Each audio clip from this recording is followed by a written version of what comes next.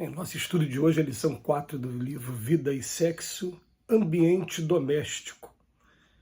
Frequentemente, o espírito renasce no mesmo meio em que já viveu, estabelecendo de novo relações com as mesmas pessoas a fim de reparar o mal que lhes haja feito. Se reconhecesse nelas a quem odiara, quiçá o ódio se lhe despertaria outra vez no íntimo.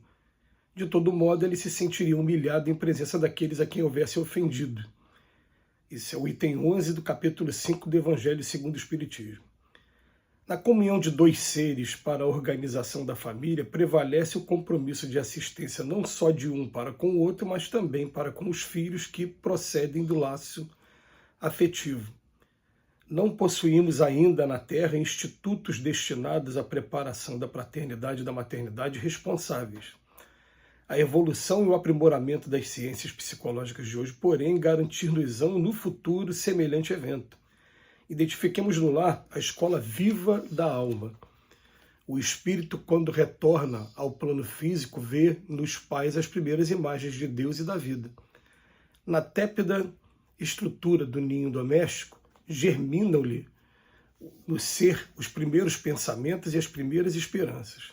Não lhe será, contudo, tão fácil seguir adiante com os ideais da meninice, uma vez que habitualmente a equipe familiar se aglutina segundo os desastres sentimentais das existências passadas, debitando-se-lhe aos componentes os distúrbios da afeição possessiva, a se traduzirem por ternura descontrolada e ódio manifesto ou simpatia e aversão simultâneas.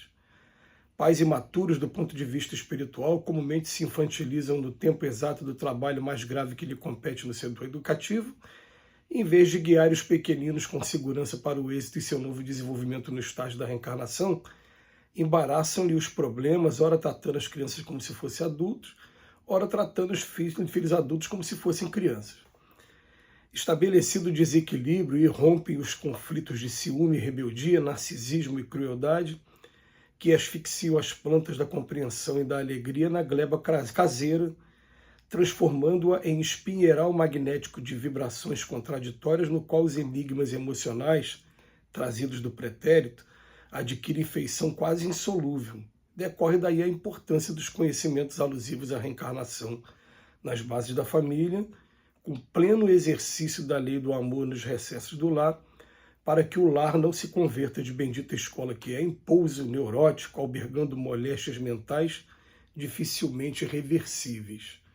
Mais uma vez, um estudo profundo envolvendo o planejamento familiar aqui da Terra, e a gente já lembra que nossos laços de parentesco, eles se perdem no infinito. Vamos lembrar, né, na pergunta 204 do Livro dos Espíritos, é perguntado assim para os espíritas, a gente fornece somente o corpo ou a gente doa uma parte da nossa alma para os nossos filhos? Ele fala, não, uma coisa é o corpo, outra coisa é o espírito. O espírito foi criado por Deus. A gente empresta só a questão genética, que como a gente lembra lá no livro Missionário da Luz, Alexandre falando até sobre o momento da fecundação, ele falando que eles conseguem identificar qual é o óvulo que carrega as características genéticas necessárias, as provas e as expiações que o espírito precisa quando vai reencarnar. E a gente até brinca às vezes, né? A gente pensa que a gente venceu uma luta entre milhões ali naquela disputa ali dos gametas. Na verdade, um teve o privilégio, sim, de chegar em primeiro lugar para formar aquele espírito, aquele corpo para o espírito. Então, o que acontece? O espírito é uma coisa, o corpo é outra, completamente diferente. E a gente recebe em nosso lar, normalmente, espíritos que já tivemos relacionamentos com eles no passado. E a gente vem para acertar também, aparar arestas. Então a gente vai encontrar dois ingredientes importantíssimos quando a gente vai analisar a família, e o Emmanuel, ele faz questão de deixar aqui bem claro para a gente. Ele vai falar para a gente assim, que no lado vai ter esses reencontros, mas ao mesmo tempo vai ter os componentes da afeição possessiva a se traduzirem por ternura descontrolada e ódio manifesto ou simpatia e aversão simultâneas. Por quê? Porque nós somos ainda espíritos ainda muito presos ao ego, e o egoísmo, a vaidade e o orgulho, os espíritos não cansam de dizer, são os nossos maiores inimigos. E a gente vai querer sempre que as coisas funcionem da nossa maneira. Se eu estou na condição de pai e de mãe, tem um jargão velho que a gente escuta, né? Enquanto estiver dentro da minha casa, quem manda sou eu. Quando você completar a maioridade, que você construir o seu lar, quem vai mandar vai ser você. Mas aqui, quem dita as normas sou eu. Isso é uma coisa já possessiva. A gente sabe que sim, é necessário sim, para que a gente consiga estabelecer algumas regras, mas já começa a mostrar o quanto a gente está botando o nosso egoísmo, a nossa vaidade para fora no primeiro momento. E a gente fica num emaranhado emocional, porque a gente está tendo contato com espíritos que a gente olhando o corpo hoje, a gente não lembra de regra da relação que tivemos no passado.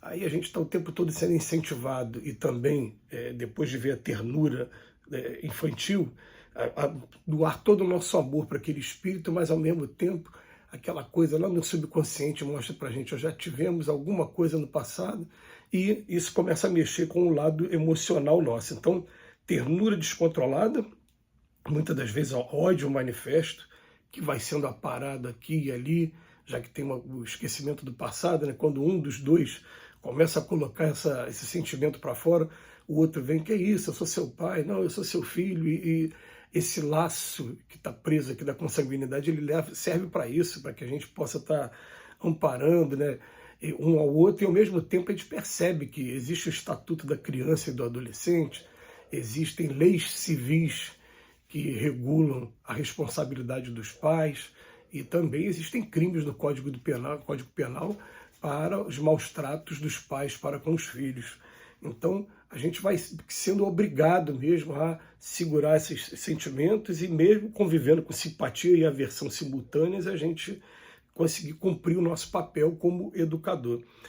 Mas o Emmanuel ele chama atenção de maneira bem dura. Ele fala, pais imaturos do ponto de vista espiritual normalmente se infantilizam, olha só, no tempo exato do trabalho mais grave que lhe compete no setor educativo. Em vez de guiar os pequeninos com segurança para o êxito de seu novo desenvolvimento, embaraçam-lhe os problemas, e ele até usa assim, ora está tratando criança como se fosse adulto, ou ora tratando adulto como se fosse criança. Hoje a nossa psicologia já está trabalhando bastante a ideia de que nós devemos criar o ambiente o máximo que a gente puder para que nossos filhos vivam intensamente a etapa que estão passando no momento. Se a etapa é da primeira infância, se é da segunda infância, se é da adolescência. Vamos lembrar que a primeira infância vai até os 7 anos, a segunda infância vai dos 7 aos 12, e a adolescência começa aí aos 12 anos, vai normalmente até os 18 anos. Né? Ainda tem o Estatuto do Jovem, que vai até os 25 anos na nossa legislação civil. Mas ele vem falar para a gente que, ó, estabelecido esse equilíbrio, esse desequilíbrio, vão irromper os conflitos de ciúme, rebeldia, narcisismo e crueldade, que asfixiam as plantas da compreensão e da alegria na gleba caseira. O Emmanuel está falando isso com muito conhecimento de causa, até porque o Emmanuel, atualmente, a gente tem notícia de que ele também está reencarnado, também está em uma família, e também com espíritos que já têm laços do passado, ou então coisas para acertar, e vai viver essa situação aqui também, porque é uma situação que pega a gente de surpresa. Não sei se vocês já tiveram a oportunidade de fazer isso com vocês, mas quando a gente pega assim o que a doutrina espírita traz para a gente, e comparando com o que a gente tem feito mesmo nos nossos relacionamentos dentro de casa, a gente descobre o quanto a gente ainda está distante do ideal, da realidade mesmo, porque a gente vê assim, uma coisa é muito bonita a teoria, mas quando chega na prática é o nosso impulso ainda que ainda fala mais alto, e a gente tem essa dificuldade enorme. Mas a gente começa a perceber por que é que na lição de ontem, por exemplo, a gente falou sobre o namoro, e que o namoro é uma das fases das mais importantes, porque vai permitir que você conheça a pessoa e descubra se tem o mínimo de condições para você constituir uma família. Isso é interessante que aconteça antes dessa família ser constituída, antes de vir a prole, os filhos, os espíritos reencarnando, para essas provas e expiações que a gente passa aqui na Terra. Que Jesus nos abençoe hoje e sempre.